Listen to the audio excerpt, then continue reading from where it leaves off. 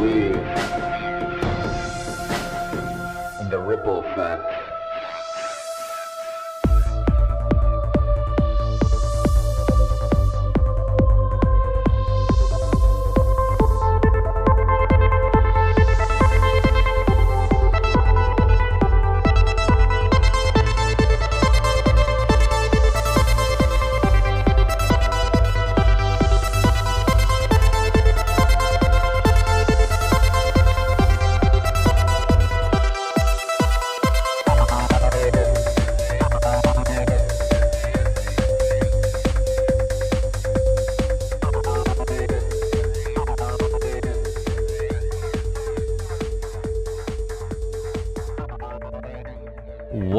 What's up? Another episode of Ripple Effect Podcast. Of course, I'm your host, Ricardo Francis, also known as Ricky Francis, and an amazing conversation for you today. Somebody that I've wanted to get on my show for a long time, and I'm very honored that I finally got him on the Ripple Effect Podcast.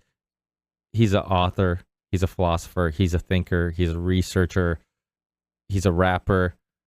ZUBY. Some of you guys might know him from many of the popular shows he's been on. He's been on Rogan, he's been on Ben Shapiro, he's been on the Patrick Bet-David show, and many others. But he's not only a great guest for a podcast, he's also a great podcast host. He's the host of Real Talk with ZUBY podcast, and he's had amazing interviews, amazing guests. Andrew Tate's been on the show. He's had Chris Hansen from Catch a Predator, which is an amazing interview, and many other really interesting guests. So check out the Real Talk with ZUBY podcast. Check out his music. My kids love his music. I love his music. He's one of my favorite rappers. There's only a handful of rappers that I listen to on a regular basis. ZUBY's one of them. Low Key who's also from the UK, and I completely forgot to mention if he knew Low Key or if he listened to Low Key. But he's another artist definitely worth listening to. And hopefully next time I have ZUBY on, we talk a little bit more about music. This episode we talk a lot more about current events, history, our own personal philosophies and opinions on things. And I was a little bit under the weather, which you might be able to hear a little bit. But of course, when you have an amazing guest, it's not that hard to put out an amazing episode. So I'm sure you're still going to really enjoy this. And let's get right to that conversation in this episode. But first, of course, I have to remind you guys, this is a value for value show. If you get some value out of these discussions and these podcast episodes that I bring to you, please try to give some value back. It doesn't have to be financial, of course. You can share the show, subscribe to the show, upload the show anywhere you want. All my work is open source, and that helps get the word out there. Tweet it, put it on your Facebook page, put it on whatever social media platform you're on. But if you are in a good financial place, please don't be a cheap ass and donate something, even if it's little. You can donate as little as $1 a month on Patreon, and you can be a part of our Patreon podcast, which is a podcast I do with my Patreon supporters and release it as an episode. You can also send a one-time donation via Venmo, via PayPal. We have a crypto wallet if you want to send Bitcoin or Ethereum. And then we have some sponsors. We have Content Safe, which is how I get you the video episodes on all the video platforms I'm on. I upload to one place, and he syncs that channel with all my other channels. So if you're a content creator, if you're a podcaster, if you're a streamer, if you upload videos of any sort, contact Matt at Content Safe. Let him know you're a listener of the podcast, and he'll hook you up. Another sponsor is the University of Reason. And remember, all my sponsors are people who've been on the show, people that I was friends with prior to being a sponsor of the podcast. I don't like commercials. I don't like sponsors. But if it's somebody who I like, somebody that I know personally, who has a really cool service or really cool product that can help people, I don't mind helping get the word out about their services and products. And University of Reason is one of them. I know many people who have graduated from the University of Reason and done the autonomy courses, and it's been super beneficial to their lives. They have connected with liberty-minded people. They learned some new skills that help them pursue whatever career they want. There's tons of reasons to check out the University of Reason. So please check out University of Reason. You can help yourself and support the Ripple Effect podcast at the same time. Another great sponsor is Rob Wolf's Element Electrolyte Mix, and it's a great way of staying hydrated. It's keto-friendly, fasting-friendly, premium ingredients, and it has enough of those electrolytes that will actually help with muscle fatigue, headaches, a bunch of different symptoms that are due to dehydration. Because the problem with electrolytes is there's a lot of options out there, but many of them don't even have enough electrolytes to even make a difference, or it's cheap quality electrolytes, or there's sugar in it, or sucrose, some other cheap sweetener. And this is sweetened with stevia, which just comes from the stevia leaf and the stevia plant. So please check out Element Electrolytes. They also have chocolate flavors if you want to add it to your coffee or have a warm drink. And please use the links on my website. You can go to therippleeffectpodcast.com or rickyvarandas.com. You can also find the links in the show description. And every time you use that link, you get a free gift with every purchase. Lastly, also check out the merch store. You can get hoodies, t-shirts, tank tops, kids' clothes, mugs, and much more. So check out therippleeffectpodcast.com, or if you want to go directly to the merch store, go to the Ripple Effect Podcast merch.com and get yourself some of the merch you see me rocking on these episodes. We also have a Telegram group chat. If you want to join there, you can connect with myself and the listeners of the Ripple Effect Podcast. And I think that's it. Enjoy this amazing conversation with ZUBY, and I'll see you on the next one. Peace.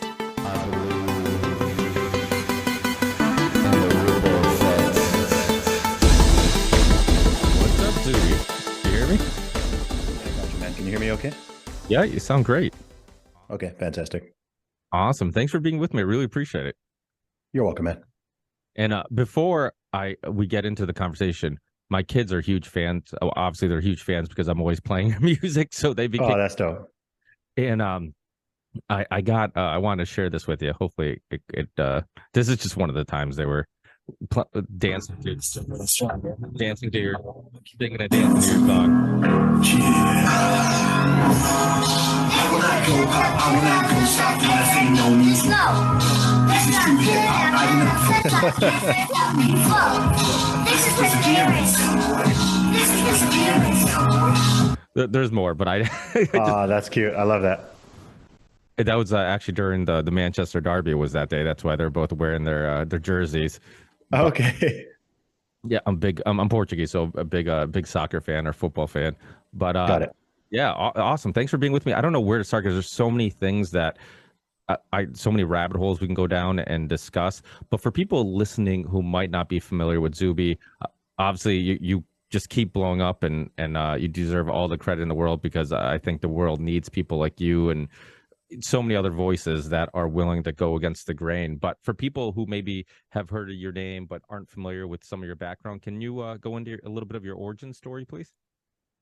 Yeah, absolutely. So my name is ZUBY. I'm an independent rapper, author of 2 books, host of a podcast called Real Talk with ZUBY.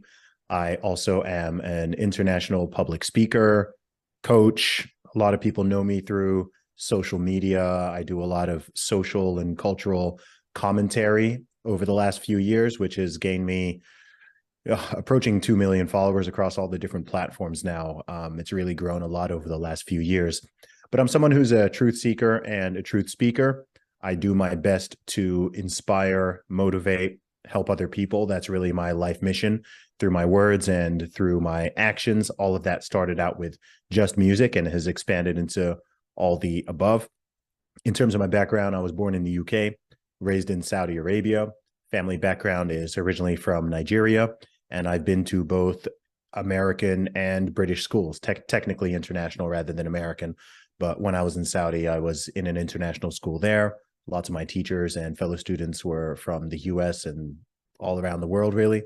And then I went to boarding school from the age of 11. So I've traveled a lot, been to about 40 different countries at this point. And yeah, international man of not so much mystery. A lot of people know me these days. But yeah, that's a summary of who I am. Well, I've heard a lot of your podcasts, and I've heard you on a lot of shows. But one thing I haven't heard a whole bunch or people ask you is like philosophy. Like, I'm sure you've been inspired by some thinkers, some books, because I'm always really curious about why somebody like yourself or me or many other people who could see past the BS and weren't brainwashed. I would say you couldn't brainwash me in school because I wasn't paying attention. I was, I just would always flip over my paperwork and start drawing. I was a big metalhead growing up, so I would just draw art and Metallica, Iron Maiden, that type of stuff, and basically that's how I got through the day. But for yourself, like who were your inspirations in regards to your own personal philosophies and the way you look at the world? Sure thing. There aren't really all that many, to be honest with you. I'm not someone who's, I'll be totally honest with you, I haven't read a massive ton of sort of old philosophy books or anything like that. But I would certainly say my top role models, my top two in this world, are my parents, my mom and my dad. I've got wonderful parents, and I share a lot with them. They raised me very well and continue to do so, even though I'm a grown man. So I'd certainly say my parents. I was also raised a Christian, so I was brought up, going to church and going to Sunday school as a kid, technically Friday school because I was in Saudi Arabia, and weekend runs on Thursday and Friday over there. And so I was just brought up with solid foundations and morals and ethics and a belief system. And then I think as time has gone on, I don't know. I mean, I'm very intellectually curious, and I've always been that way. So from my childhood through my teens into my adulthood and ongoing, I'm just very interested in the world and the human condition and the way that things work and why things are the way they are, why we are the way that we are. To answer your question, I'm very interested in all of that stuff for myself and for other people. So I think that sort of natural curiosity just leads you to read a lot of books and listen to a lot of podcasts and listen to a lot of people and have a lot of conversations. And over the course of that, coupled with my background and my own personality, I guess that forms some type of basis for my philosophy or worldview. Yeah, because you really are a philosopher. Because one thing I've always loved about philosophy was the thinking never stops. It's like you don't plant your flag anywhere, and if it's there, it's temporary. It's not permanent, and you're constantly asking questions. And one thing I've always loved about philosophy, and I'm not the best read person in philosophy, but I've always been attracted to it because it was just exploring questions, and they never really led to any real answers. It was just more questions and more questions. And I'm like, well, this is how you actually figure things out. And sometimes you come to a conclusion that you can't really figure things out, or there's many different perspectives, and you're still figuring out what makes sense or doesn't make sense. The spiritual thing is interesting too, because it seems like a lot of people during the last couple of years who wouldn't consider themselves spiritual, me being one. I was raised a Catholic, being Portuguese, and I was born in Chaves in northern Portugal, and then came here and kind of lived in a traditional and Portuguese environment. And but I always pushed back, and I was always asking too many questions and getting myself in trouble. And it's funny because I feel like I've come around, because now like I could see how dangerous a world without some type of spirituality, like a materialistic world where people just kind of do what's financially best for them and don't ask the bigger questions of like, why are we here? Why is it important to be a good person? All these other things. So have you seen that also? And in the last couple of years, have you seen people close to you kind of open up to being spiritual or asking these bigger questions? Yeah, absolutely. And I'm seeing many people of prominence who I think in the past would have considered themselves very much atheists, actually shifting away from that perspective. I've seen some people full on, revert to Christianity or another type of religion. But even for those who haven't, at least be less hostile towards it and be a lot warmer and more curious as to, what it's all about, and recognizing a lot of the positives of it in an individual and a collective level. To give some prominent examples of this, Joe Rogan, I would say Douglas Murray. I'm trying to think of some prominent people who Adam I feel Curry. like there's a who's that? Adam Curry from the No Agenda Show was just Okay. Joe Rogan's, and I was listening. I think that he just released it yesterday or the day before, and in the conversation, Adam Curry has never been known to be a religious person, and he went through this whole religious spiritual rant about how he's because of 2020 and all this stuff, like how it's opened his eyes to spirituality and all these things. And even Rogan, like you said, really early in his show, and I'm sure much like yourself, I was a fan of his for a long time, and he really would push back against religion quite a bit. Oh yeah, yeah. And I remember like people like Dan Carlin and Daniele Bignelli, who were also on my show. I was a big fan of Daniele Bignelli, and I liked his perspective on religion, not so much on COVID, but I like his perspective on religion.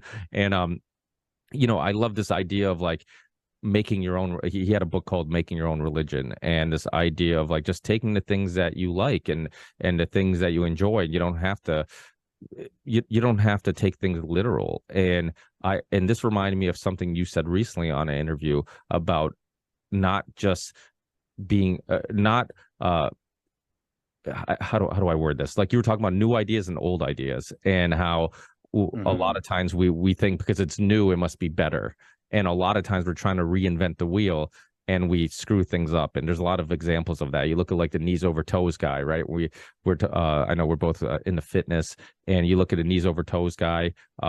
Just how I'm sure you're familiar with him. He's I know who he is, but I don't know that much about him. Yeah. So he understood that like the way we were walking and all the stuff like heel first was incorrect. It kind of messed up our mechanics, and that the way we should be squatting and doing leg workouts is knees over toes. And because what it does, it puts some stress on your joints and it brings in this fluid, and you actually strengthen your joints instead of doing like, squats where you're completely flat footed and then you take all the pressure off your knees, but now you're not strengthening your knees, and it was something that he learned from old wisdom. And you see that over and over again. You look at like our perspectives on cholesterol and sodium. A friend of mine, somebody who's been on the show, Rob Wolf, and Element, his company Element's actually one of the sponsors. And first thing people always say, it's like, oh, it's so high in sodium, like it can't be good for you, and it's like, salt was demonized, just like fats were demonized. And I know in the beginning of your podcast, you talk about cholesterol, and cholesterol is a similar thing where it was demonized, where everybody thought cholesterol was the worst thing ever. So I think it's such an interesting idea, this idea of like, don't throw out old ideas just because they're old, and don't accept new ideas just because they're new.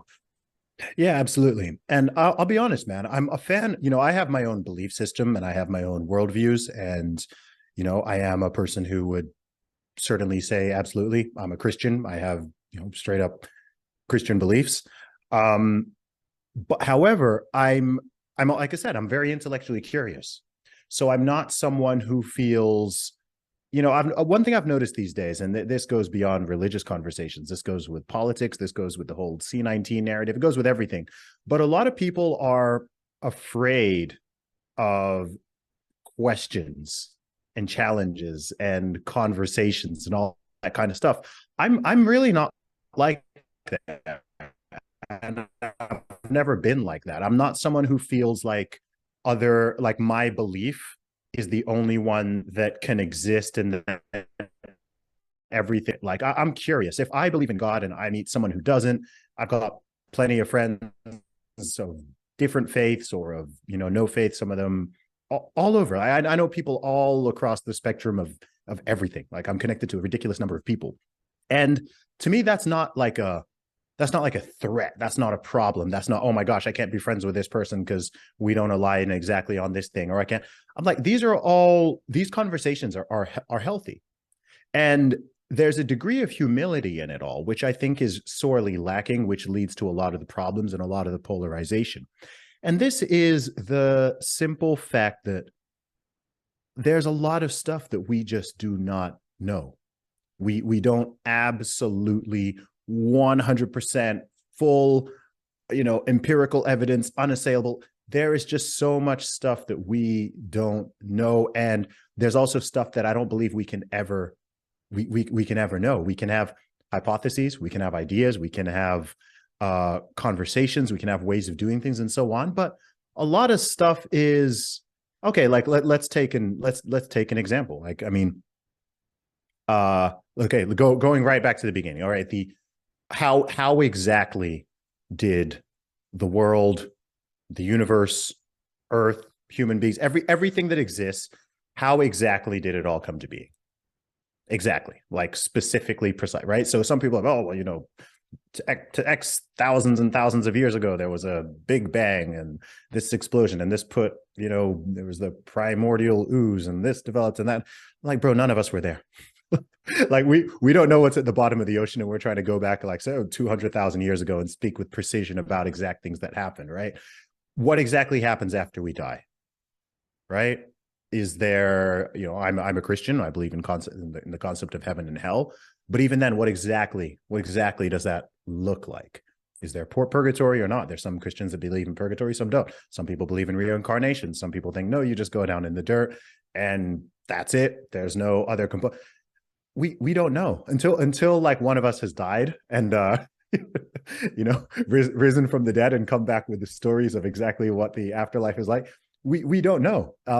We have ideas, different philosophies, different religions, different individuals have different ideas. But so to me, there's a degree of humility with it all. There's a degree of humility of like, okay, I have my faith, I have my beliefs, I have my questions, I have my ideas, I have my hypotheses, I have things that I think make sense and things that don't know.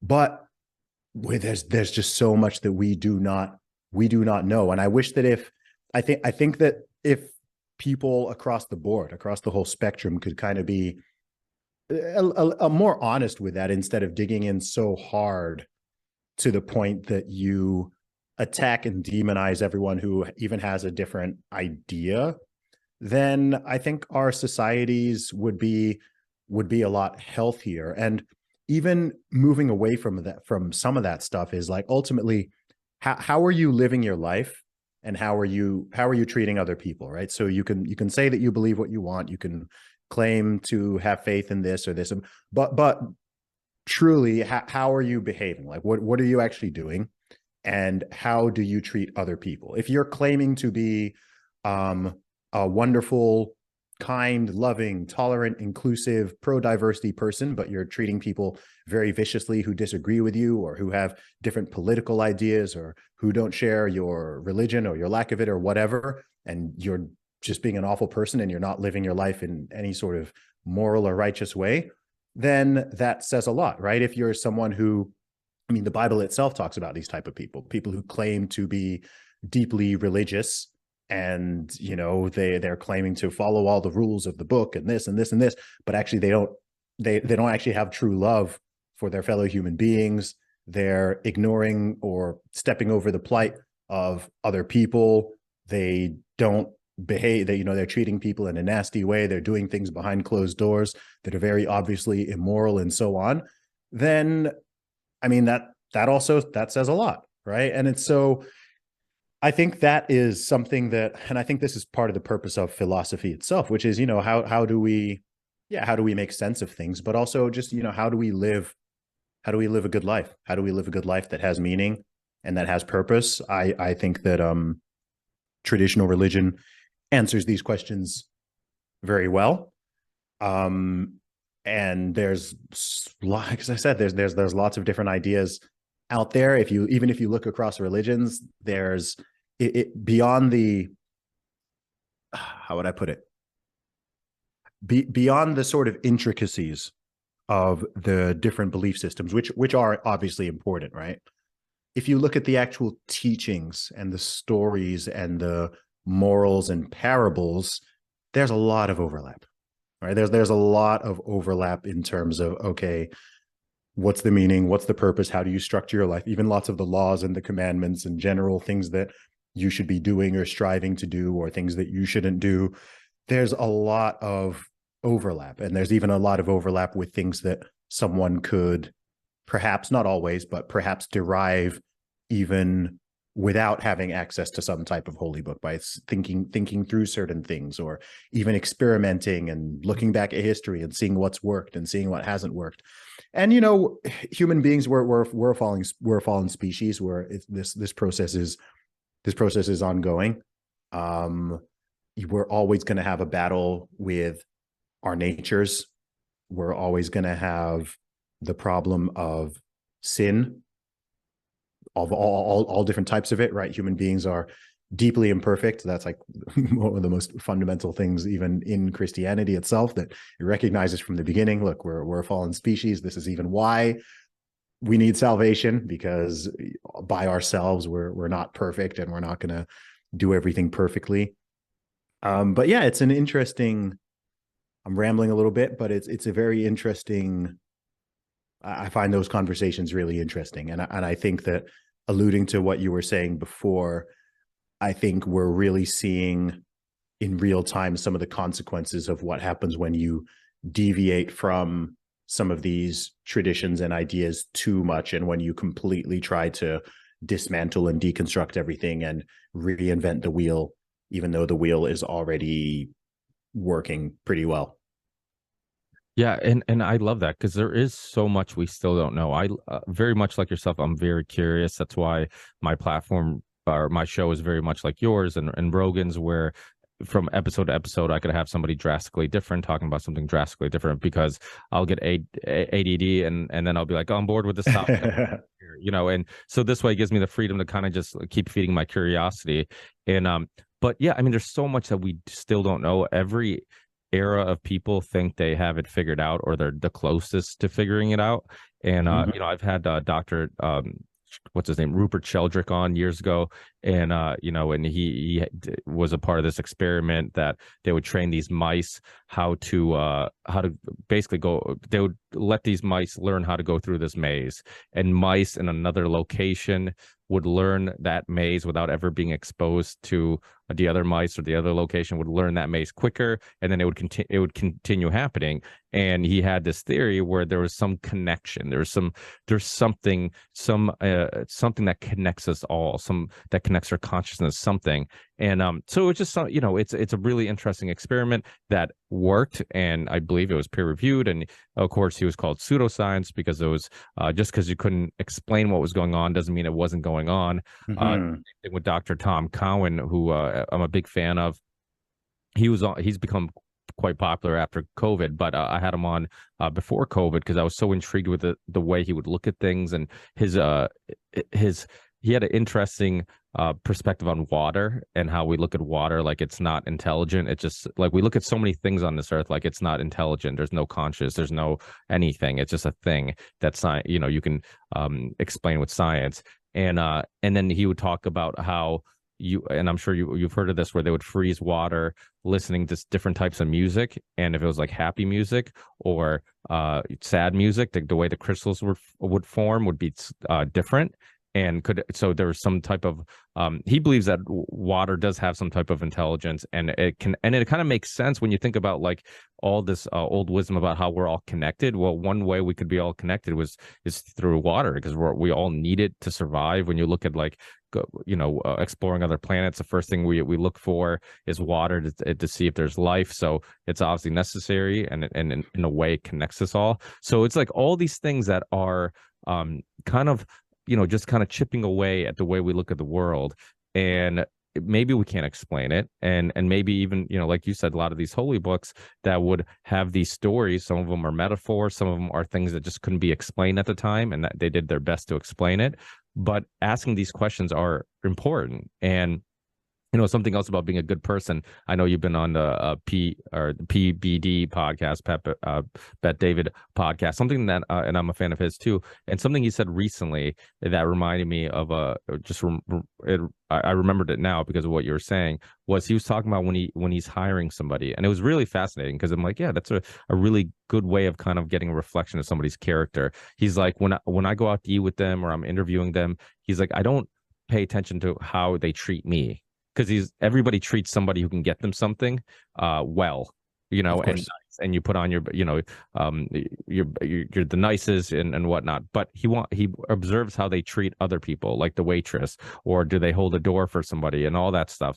And it's funny because like subconsciously I've always looked at that as like it represents who they are. Like, okay, do they do those little things? If you see somebody drop a bunch of stuff, do you go out of your way to pick, you know, to help them out? Do you, you know, and all those little things. And I think this is all related because, and something you talk a lot about is parenting and one parent upbringing and the importance of two parents and all this stuff. I feel like this is all related because you look at like some of the breakdown of society. People are unhappy. People are just focused on the material world of trying to consume as much as possible and work as much as they can and just basically living in the material world. And the thing about spirituality or religion or any of these things, philosophy, it forces you to kind of like stop that routine, and be stuck in, because I think we are creatures of habit, and even our thinking can become just a routine. Like, when you're always listening to the same podcasters or thinkers, you end up thinking like them and sounding like them. And then it's good to listen to somebody else. And yeah, now I'm ranting. No, yeah, it's all good, man. It's all good. Yeah, I mean, there's a lot there.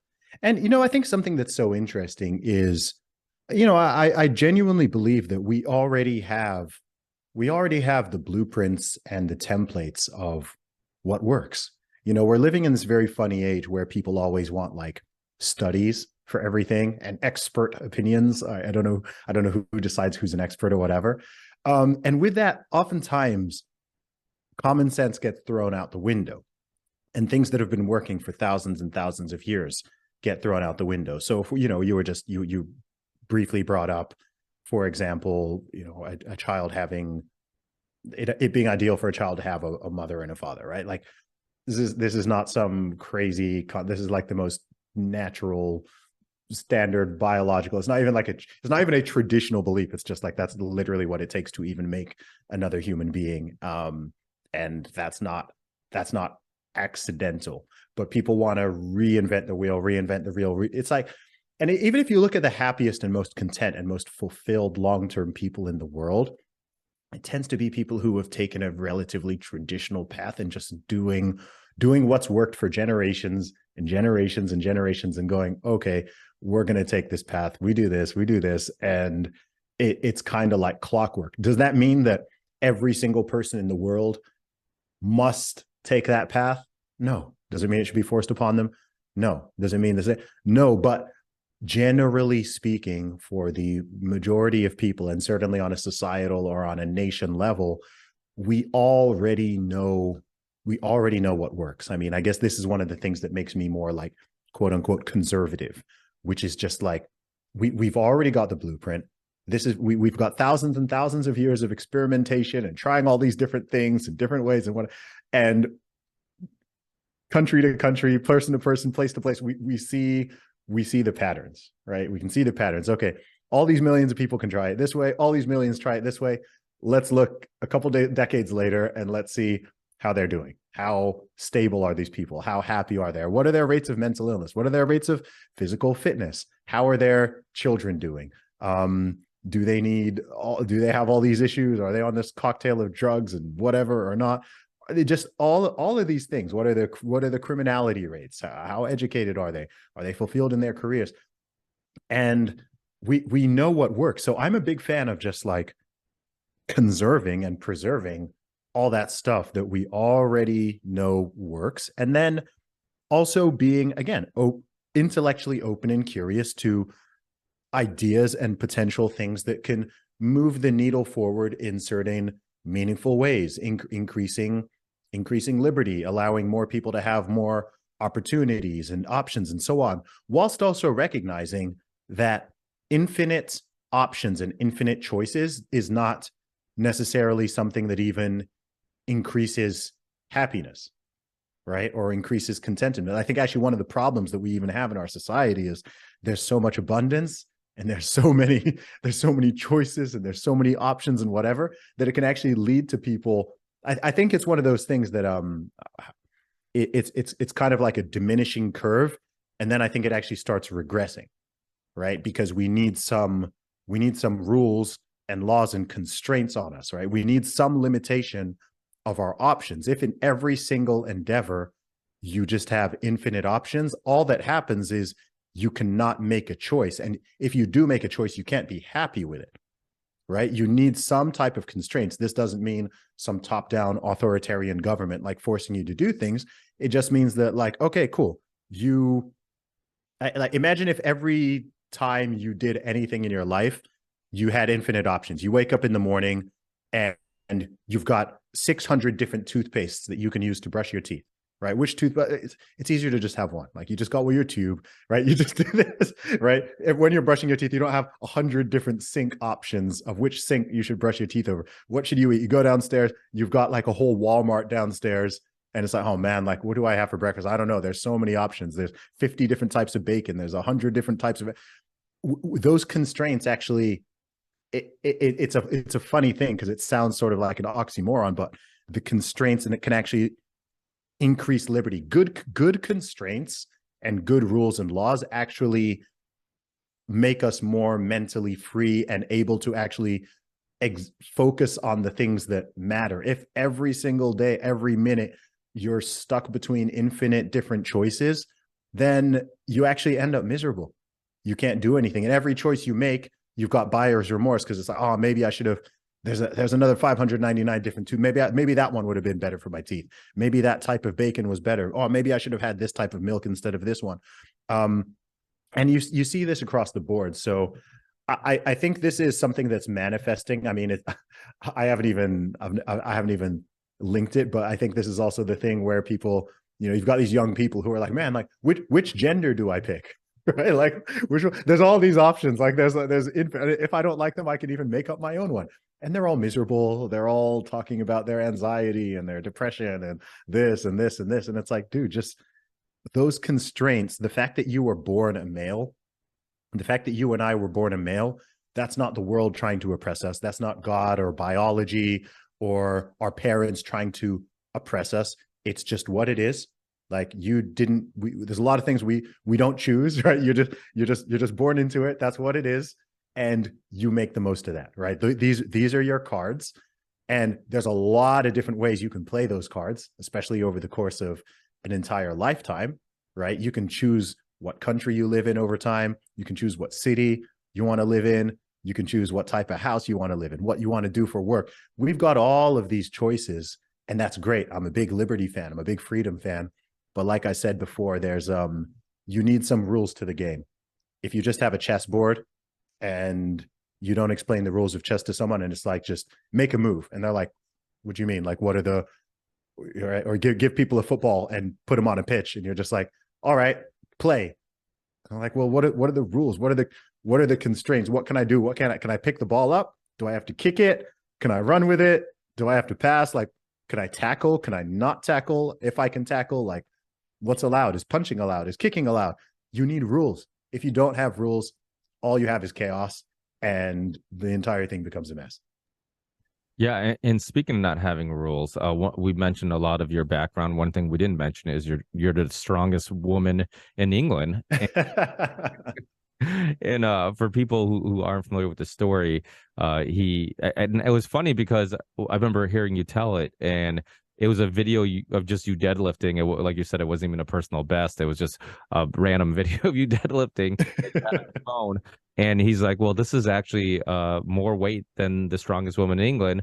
So let me identify as a woman and be break the record. And it was, it just, but that's how ridiculous things have gotten. And one thing that you said that I think is, it's people won't say this. And I think this is why people like Andrew Tate and Jordan Peterson, which you're the Jordan Peterson of rap, but Jordan Peterson and all these people are saying things that others are afraid to say, and that goes against the grain, and some of the stuff is just obvious. And like you said, it's like you're stating the obvious and yet being controversial by stating the obvious, which is just insanity. But I do see this link between, and this isn't always the case, but I think there is something there about this link between people who are, I guess, don't know what gender they are or trying different things, and there's an emptiness, or they're trying to find themselves, and and you're giving them too many options on how to find yourself. Like, when I was growing up, and I think we're roughly around the same age. I was born in '85, but when I was growing up, like, if you had a girl who liked guy stuff like sports and didn't like the girly stuff as much, we called them a tomboy. Like, it didn't mean that like they needed to surgically get a penis installed. Like, it just meant that they were a tomboy. And if there's a friend who's more artistic and less into sports, then that's okay too. They're just a more artsy friend. Like, that doesn't mean you had to change your gender. And the other thing too is like what you're talking about in regards to a man and a woman. there's something beautiful about the job of a woman, and they've now demonized it, where it's like what you guys do and what you bring to the table, the nurturing, you bring something to the table that most men can't, and life's all about the yin and the yang. And if you're running a business, if I'm a people's person but I'm bad with numbers, I'm going to hire somebody to help me out who's good with numbers and maybe not a people's person, and then we complement each other. And that's kind of how a relationship works. When you meet like a couple, you always have like one person who has a stronger personality and one who has a more passive personality, because if you had two of the same people, either they'd be fighting all the time or they get bored or whatever. So it's like you find somebody who complements you. So it's amazing the world that we're living in. And this reminds me, I don't know if you're familiar with Alexander Dugin, the Russian philosopher. He very fascinating. He's the most they call him Putin's brain, because Putin's a big fan of his, and but he's a fascinating guy. And I had this guy Michael Millerman on, who was the first person to translate his books, and he's a Eastern European philosopher, now lives in Canada, and losing his job at a university because of translating Dugin's books. But Dugin, one thing that he talks a lot about, and Michael Millerman echoes this, is this idea of like these are all baby steps. It almost seems like baby steps into transhumanism, or like one thing that you talk about, which is like a taboo word in the mainstream, like depopulation.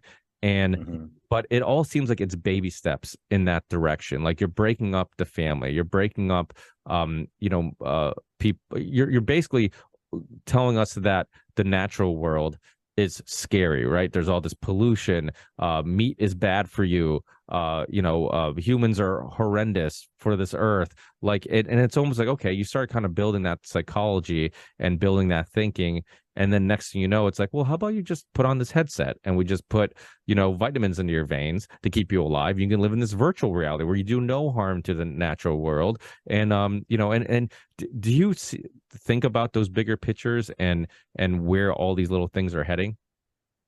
Yeah, absolutely. And I think a lot of the people who are promoting these ideas on the sort of top level and who truly understand what they're doing and are not merely useful idiots, I think that they're anti-human. There are people in this world who are anti-human, for lack of a better term. And sometimes they'll, a few people will sort of outright say it. Most people will use sort of more coded language. I mean, when people start talking about there being this overpopulation problem, or start describing human beings as a sort of plague or parasite on the world, and start openly talking about how we need to reduce the number of people on the planet, you'll notice that they never suggest themselves. To me, all this stuff is anti-human, and it leads to a lot of very dark conclusions when pushed to its logical conclusions. And also, it's just not, I think some of these ideas can be quite appealing to some people, not merely because they can sound sort of intellectual in a way, but because there's a kernel of truth to most ideas and philosophies, right? So the problem with something like Marxism isn't that every single point that Karl Marx made was wrong, or all of his analyses of capitalism or social hierarchies, whatever. It's not that, it's like completely wrong. It's like, no, there's a kernel of truth, and there are certain observations of things which are like, okay, fair enough, right? So is the world a dangerous place? Yes, it is. Nature is dangerous. Are human beings potentially dangerous? Can human beings be extraordinarily vicious and cruel and vengeful and even genocidal? Yes, we've seen it many, many times throughout history in different places. Like, no one has inflicted more pain on suffering on human beings than fellow human beings, right? And it continues to persist. There's all sorts of corruption and nastiness, high level, low level, right? All of these things do exist, but there's also a flip side to it all, right? The flip side is human beings are also the best thing in the world, right? With not the level of love and kindness and kinship and generosity that you can experience with other human beings is greater than anything you're going to have with a dog, or, dogs are cool, but, a dog's not going to replace a human being. there's no other species or material thing in this planet that you're going to be able to bond with and love in the same way that you can truly love another person, right? Like a child or your parents or your siblings or very close friends, whatever it is.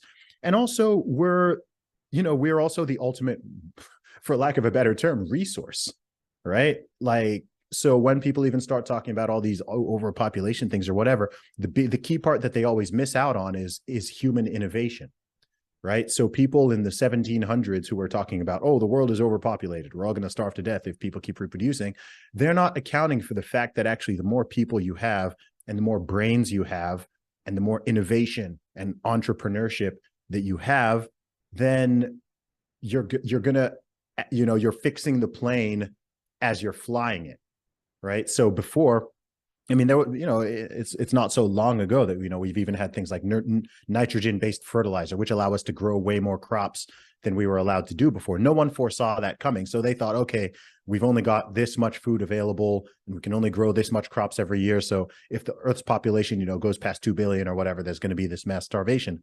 And what's actually happened is, as the world's population has increased, the overall living standards have increased. In fact, we have more abundance now than we ever did before. We have more abundance now with 8 billion people on the planet than we had when there were 5 billion, 4 billion, 3 billion, 2 billion.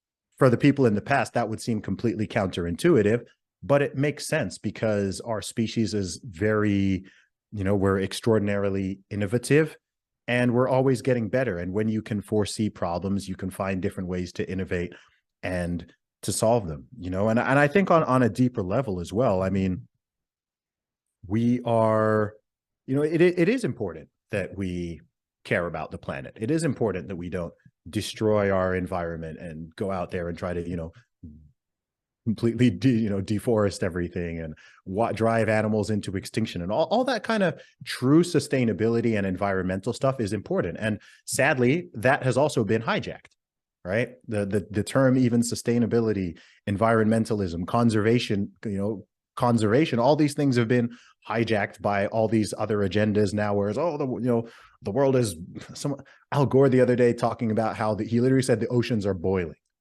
The oceans are boiling. I'm like, what's this? What a clown. Like, what? All his predictions have been wrong over these decades. And you're just like, this type of hyperbolic language and, the world is going to end in a decade and all this doomsday stuff.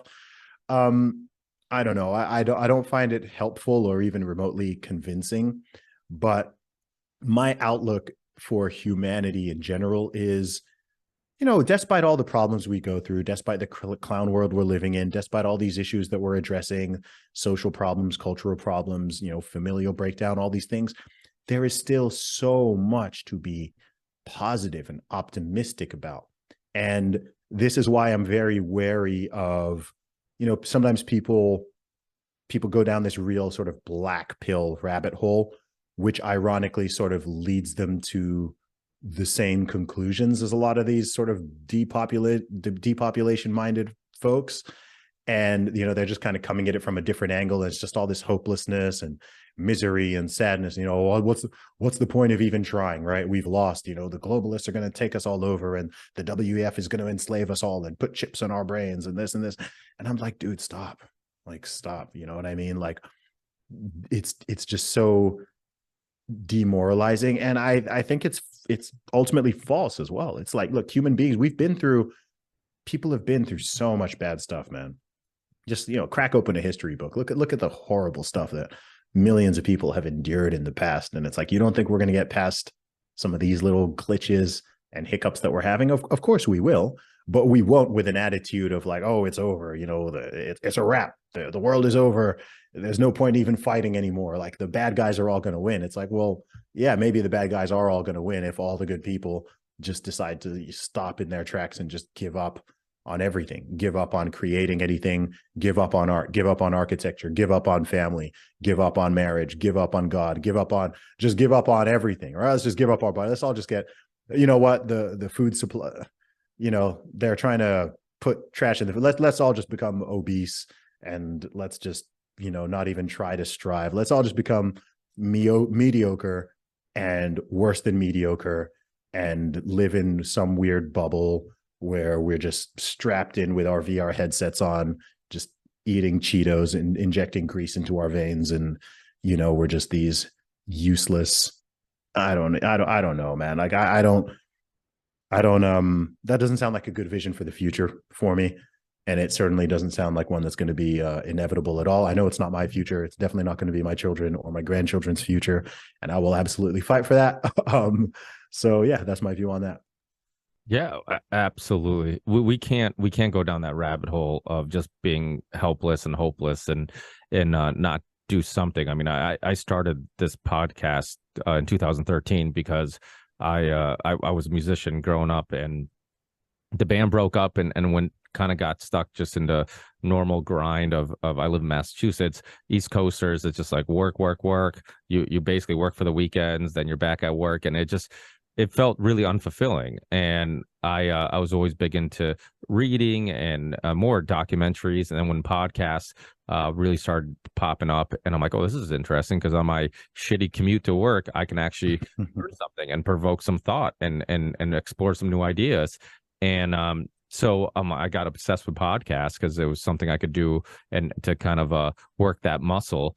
And I could do it while I'm cutting the grass or while I'm doing whatever. And then I'm like, I'm not doing a whole lot of music stuff anymore, but let me do a podcast. Let me do something. And even if it's just, so I truly believed in this idea of like the ripple effect. And I'm like, I don't know what's going to happen or who I'm going to connect with or affect or whatever, but I'm just going to do it. And just doing it, I'm going to feel better knowing I'm attempting to do something to leave the world a little better than I received it. And I think more people need that attitude. They need to, even if it's little, do something, do anything. Yes. And a lot of, our happiness, it starts with ourselves. Like, do something that is fulfilling, do something that makes you happy. I remember when I was a kid, coming from Portugal here, my dad hated America. He's like, I wish I was back in Portugal. And I'm like, I didn't understand, because we would go to Portugal every summer, and they lived my dad was one of 12, my mom was one of 7, and huge families, but they lived on farmland, and they lived in a pretty crappy home, with wood rotting and all this stuff, and but animals and all that stuff. And I'm just like, why would you want to be there? You didn't have running water, you didn't have a TV, like there's no way you're not happier here. And as I got older, that always kind of stuck with me. And that's the funny thing about kids. It's like, even when you have your own kids, you never know which conversation or what thing you say to them sticks with them forever and has that impact. And as adults, you look back and you reflect and you're like, I don't know why, but that stuck with me. And that was one of those things that stuck with me. And because it didn't make sense to me at the moment. And then as I thought about it, and we would go back to Portugal and everybody was happy as hell, and I come back to America in the East Coast and everybody's stressed as hell, or working like animals. They had cars and houses and they go on vacations, but they were just miserable most of the time. And back in Portugal, they didn't have all those material things, but they had community and they had each other, and they had so and this to go back to Alexander Dugin, he has an interesting perspective on why the West hates Russia. And it's not just the geopolitical thing of like obviously trying to expand NATO and all that stuff, but other reasons, like the fact that Russia is pushing back against this anti-spirituality, anti-family ideology, and maybe that's why they're a threat. And it's an interesting perspective. Yeah, it is an interesting perspective. And it's interesting to think about what it is that makes human beings happy, and I'd even say joyful and content long term. And I think it makes sense that we shouldn't need that much to feel happy and content, because for most of human history we didn't have that much, right? And I don't buy the idea that if we go back centuries ago, all these people for all these millennia were miserable. I don't think so. It looked like people lived fulfilled lives with purpose and with meaning, and had very strong families and communities and so on. So I think that as sort of modern day stewards of this earth, we should maintain that, whilst also having gratitude, appreciation, and being sensible and intelligent about how we use our new tech and our new toys and the abundance that we do have, because you can be destroyed by both deprivation and abundance. I think in the past the problem was always, it was deprivation and scarcity. It was like, famine, absence of medicine, lack of access to clean water and plumbing. And people used to just get a basic infection and die because there were no antibiotics, right? Like people used to die, and so many women used to die in childbirth. So many young children never even got to see the age of 2, and so on. And we have, almost miraculously solved most of these problems in at least the modern Western world. And that's fantastic. But let's not let our abundance and our access and our options and our liberties to become the thing that then come back around and just destroy us again in a different way on an individual and on a community level, right? It's so interesting. I think we're at a very new place in society in many ways, and I can understand why it causes so much confusion because it's so new. I mean, even with what we do, is, 15 years ago, certainly 20 years ago, it wasn't possible. I mean, the fact that you can just be a person and you can be connected to millions of people online, right? We have this thing with the internet and with social media, and we're so interconnected, and there's so much information and access to opinions and feedback and ideas and whatever. I can just take my phone and I can just tap a few things. I can access millions of people. Like, how? In the past, the only people who could ever do that, and they couldn't even do it as quickly, would have been like kings, right? Kings and queens. And those are the only people who had access to millions of people, or maybe like some superstar celebrity musician or artist or something like that. And even still, you weren't able to just broadcast like that. So we're all in this weird new experiment, and we're all interconnected, and we have access to everyone's brains and content and videos and pictures and words and thoughts and ideas. And that's all amazing. That's all beautiful, but it can also destroy you if you're not careful with how you curate it. And a lot of people don't know how to curate it because, number one, they're not thinking that consciously, but number two, because it's new. And as someone who's very deep on social media and who has, by all intents and purposes, a massive following, I'm also learning this, right? Because the way you handle an account with 100 followers versus 1,000 versus 10,000 versus 100,000 versus 1,000,000, like, it changes. It chops and changes. There's no blueprint.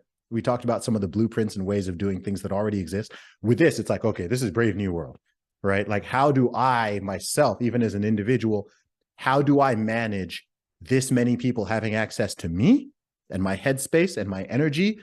And how do I manage myself having access to this many people?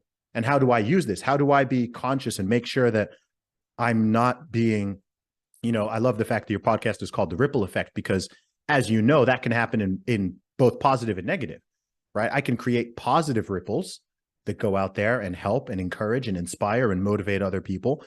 But I could also use this powerful platform and technology in a very destructive manner, self-destructive, destructive towards other people, right? I could use the influence and the reach I have just to, oh, you know what? I'm just going to attack. Let me just attack this person. Let me just destroy this guy. Let me just crush this person who they don't even need to be in the same country, right? Let's just mob this guy. Let's just attack. You see that mobbing behavior on social media all the time, right? Each day, oh, who's the person we're destroying on Twitter today? And you see people just kind of swarm on them like this plague of locusts or whatever. And it's like, well, how's that affecting that individual? Or is that good? Is that righteous? Is that helpful? Is that kind? Again, we're in this age of people talk about kindness and tolerance and all that, right?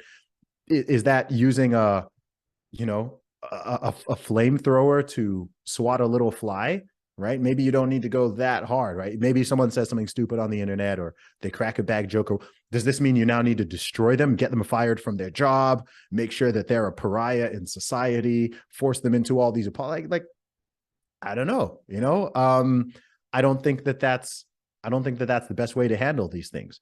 And it's not something new, because we've seen this type of behavior before in history. all that's happened is the technology. So now more people can participate in the mob. Maybe before in society, if you piss people off in your village or whatever, they come at you, you've got a few dozen people coming at you and sort of mobbing you in person or shouting at you or whatever. Now that this can happen on a scale 1,000 times greater, right? You could be in a city in the USA and you've now got the entire world angry at you. You wrote a dumb tweet and now you've got everyone coming at you. Oh, you said something in your podcast. People are trying to, get your sponsors to drop you. They want YouTube to ban you. They want all these platforms. And it's like, whoa, this is, I just think we need to be a little more cautious, a little more conscious and a little more cautious with all of these things. And we're talking about adults here as well. I mean, think for children, right? Like you said, we're about the same age. So when we were in school, we didn't have smartphones. We didn't have Facebook and Twitter and Instagram and TikTok and YouTube. We didn't have all these platforms. We weren't connected to all these people. So we didn't really have to be concerned about this. And our parents didn't have to be concerned about this. Now, even with people, say, 20 years younger than us, 15 years younger than us, even 10 years younger than us to some extent, we're in this brave new world. Here's this new challenge. And, hey, humans, what are we going to do with this? Are we going to use this as a force for net positive? Because we certainly can. And I think that we are doing our best to do that ourselves. But we've also seen the dark side of it, right? You can see how it can drive people to depression, and it can drive people to feeling super anxious. It can drive people to hating other people and hating themselves and pitting friends, enemies, countrymen, neighbors against each other, and having people judge each other on things that are not fair, and eliminating the idea of salvation, right? So if someone now makes a mistake, you need to destroy them and crush them into dust rather than address the potential violation and allow them to enter back into society and say, oh, okay, you know what, like, okay, maybe say they actually did make an error, and they can go put their hands up and be like, you know what, I made a mistake. I didn't mean it that way. Okay, cool. And there's a way of redemption. There's a way of salvation back to them, not just, all right, this person, this person said something in 2016. And so now even 2023, they still need to be a pariah. Like, we still can't even allow them back into, I don't know, man. We need more of this forgiveness and redemption and salvation. And maybe as people, maybe having people, so many people become unmoored from religion and the sort of Christian values that really have been so important to the foundations of the West and the, belief systems and the morality. Maybe as that has been lost, people have forgotten about these concepts of forgiveness and salvation and redemption, not just on a sort of holy and a spiritual plane, but even on a person-to-person level, right? Those virtues and values have been, either squashed or not talked about for so long that now it's just, attack, cancel. And, people get lost in that mix. But as we said before, I do think that pendulum is going to come back around. Yeah, it's a problem when we live in a world where you can't be incorrect or say something that other people disagree with, because it could lead to you losing your job or being banned, or, even worse, being threatened.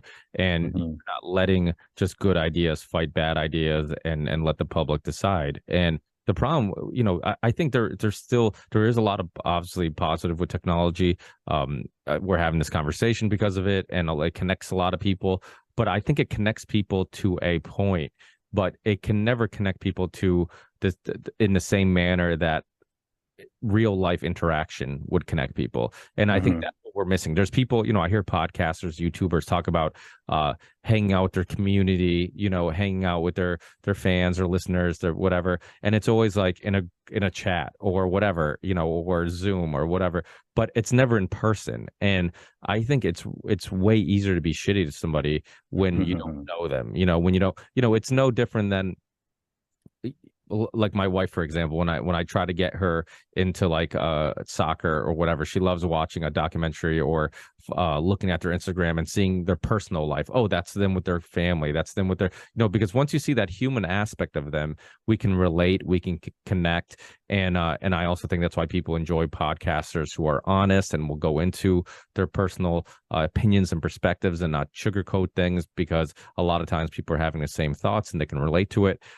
But there's a disconnect. And the thing is, like you said, like our children now are basically a social, they're going through a social experiment.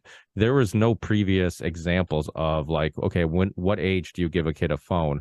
What age do you give them social media? What age, a lot of things, we could learn from the wisdom of our ancestors, where it's like, okay, my parents raised me like this. There's things I didn't like. I'll filter that shit out, and I'll continue the things I did like. And every generation you try to do better. And like my father, when we came to America, he worked construction, and he was not present that often, and because he kind of grew up in a world where the mother did a lot of the nurturing.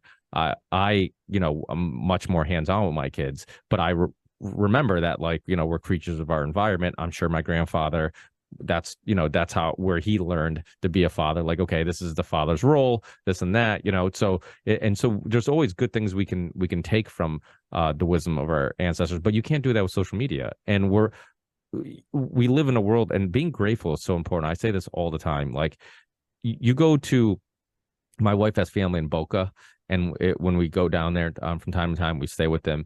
And my wife loves driving around like these really ritzy areas. She's like, "Oh, look at this celebrity," and I'm just like, well, I don't care. It's like, no offense, but I'm like, I'm not that interested in how nice the house is. Like, yeah, it's beautiful. Maybe there's some nice architecture or whatever. But to me, it can easily make you feel like, I'm like, what? I see like some young kid with a brand new Bentley, and or Aston Martin, and I'm like, what? It makes you think, like, well, what did I do wrong in my life? Like, I feel like a mess up. I feel like I haven't done anything. And then you go to a part where I live in Ludlow, Massachusetts, which is near Springfield, Massachusetts, where the Basketball Hall of Fame is, and there's parts there that are pretty bad. And I play basketball with some buddies that I've dropped off in some really rough neighborhoods, and you go there and you're like, damn, I'm fucking grateful for what I have. Damn, I'm for my community. So it's like, the things I haven't changed. It's just the way I perceive them. And people need to spend more time being grateful for the things they have and less time complaining about the things they don't have, because like you said, there's always something to be grateful for. There's always there's I think it was Damian Lillard who repeats the quote, your worst day is somebody else's best day. And it's yeah. So without a doubt, it's such an important lesson. And I know I've held you up for a while. Just reiterating your point there, there's a quote. I don't even know who first said it. I'm not the one making this up, but I've heard a quote that it's I'm paraphrasing here, but I understood it something like, it's not, happiness isn't having what you want, but wanting what you have. Something like that, right? So having that perspective and gratitude of, look, we're human beings, we're always going to want more, especially if you're an ambitious person. Like, I want so much more, right? And not even speaking materially, but like, there's so much more I want to do and achieve and experience and this, not for some selfish gain really, but just like, I recognize my potential, and I'm trying to maximize that potential and truly live up to that. At the same time, whilst I want to, there's things that I want that I don't yet have, and I do want them and I do want to get them. I'm so grateful for what I do have, right? The things that I do have, those are things that I want. I'm so grateful for my family, my parents, my siblings, my nieces, my nephews. I'm so grateful for my friends all across the world. I'm grateful for every single follower that I have, every single fan, every single supporter, everyone who's cares, everyone who listens to the podcast and checks out my music and comes to my live events and buys my books and my merchandise. I'm so grateful. I'm grateful for my health. I'm grateful for the fact that I don't want for anything material. I have a roof over my head. I have the ability to travel and connect with people and live with meaning and purpose. I'm grateful for all the blessings of God. Like, I want all that, right? I have it already. and I want it and I care about it and I don't overlook it. I very much recognize there are billions, literally billions of people in this world and billions of people who lived before them who would risk their lives to have, maybe even sacrifice their lives for their family to have some of the things that I have. And I can never lose perspective of that.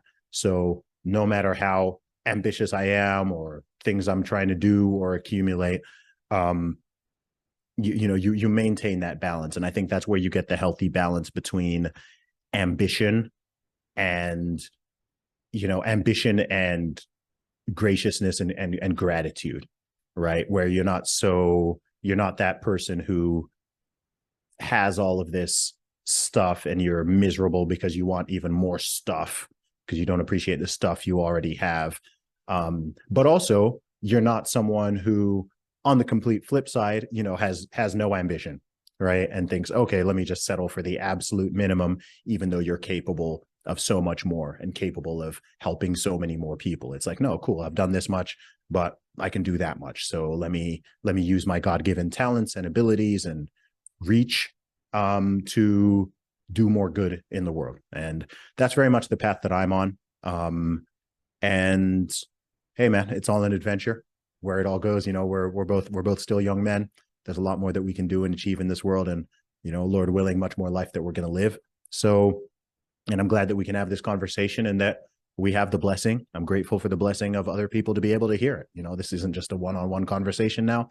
Other people can hear this and they can hopefully take something positive and motivational from it. And that is the beauty of the technology that we have. So to anyone listening, with all these tools that we have, social media, the internet, all of these different things, do your best to use them as a net positive, do your best to use them as a net good, and to, both for yourself and for other people, because they can be really, really destructive if you just go down these rabbit holes of negativity. And if you, start talking in a way that you wouldn't in the real world and start treating people in a negative way that you wouldn't in the real world, use it to enhance your real world relationships. Like, I love connecting with people that I've met online, offline, right? Doing meetups, hosting live events, connecting with people, speaking at all these events. Like, it's beautiful. I love that. So don't, as you said before, don't lose the real world. The real world stuff is incredibly important and it's irreplaceable. So I would recommend people use the technology to enhance and to grow their network for the real world, rather than just completely getting stuck in a false and online world. Without a doubt. What a great way to end it. But